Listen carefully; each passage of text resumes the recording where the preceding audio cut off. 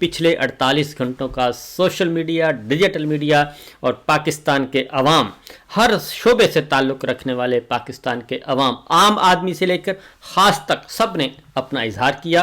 और आईना दिखाया है कि जनाब हु आर यू, तुम होते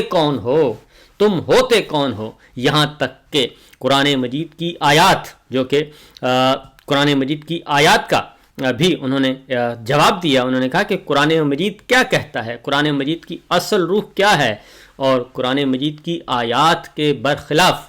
जो ख़वातीन की बेहुरमती की गई वो उसका ज़िम्मेदार कौन है, ये सब कुछ बता दिया गया। और ये जो सब्ज़ इनकलाब था, सब्ज़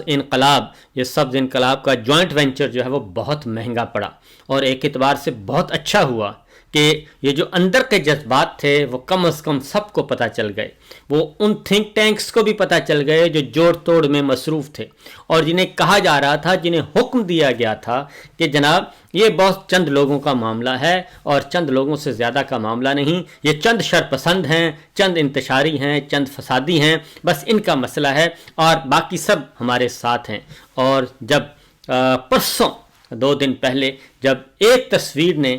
तस्वीर ने पहले आग लगाई और आग भड़क उठी और उसके बाद फिर